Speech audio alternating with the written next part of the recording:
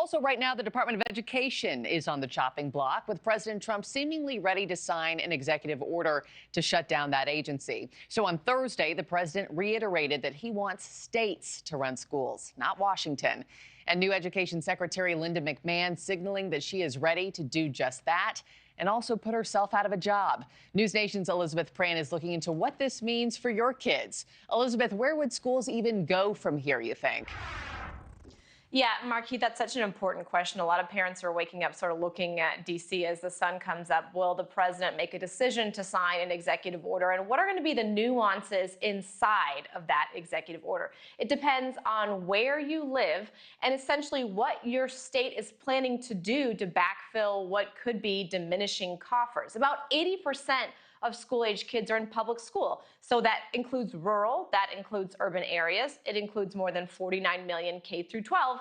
That's the tip of the iceberg because college students are also impacted. You've got loan assistance, you've got grants. So could it be dismantled entirely? Well, that is a very complicated question because it needs congressional approval. It was created back in 1979. This was in the Jimmy Carter era. And remember, Republicans even at that time said that they wanted to dismantle the Department of Education.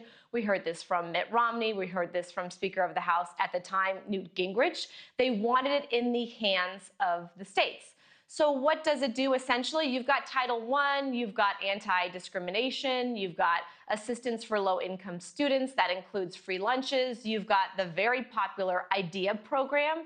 That's assistance for disabled students. And then if you look at college age, you've got oversight for-profit colleges. You've got Pell Grants. So it's a huge umbrella. I could go on.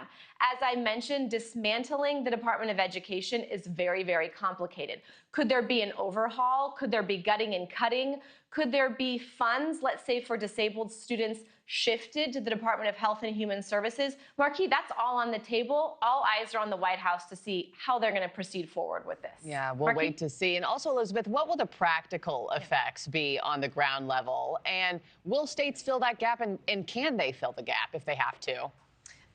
You know who's probably going to fill the gap? It's going to be you and me. It's going to be taxpayers because we've heard that from lawmakers for the past few weeks. If you focus on K through 12, I want to focus narrowly on that. About 10%, 10 to 14% of their budget comes from federal assistance. So that's right, states are taking care of about 90% of the budget when it comes to public schools. The bottom line here is that this was a campaign promise, right? We heard from the president during the campaign that he wanted this left up to the states. Now, the details on how the agency's core functions would be handled is something that we do not know. What we do know is that it would be in the hands of the states. So for you and me, we heard from New York Governor Kathy Hochul just weeks ago. You and I had this conversation. We heard from state lawmakers out in California when they went to the podium and they told their voters, listen, you're going to be paying for this if we do need to. It's going to be in your taxes. Thanks for watching, everybody. Go to joinnn.com to find NewsNation on your television provider. Also, don't forget to click that red subscribe button below to get more of NewsNation's fact-driven, unbiased coverage.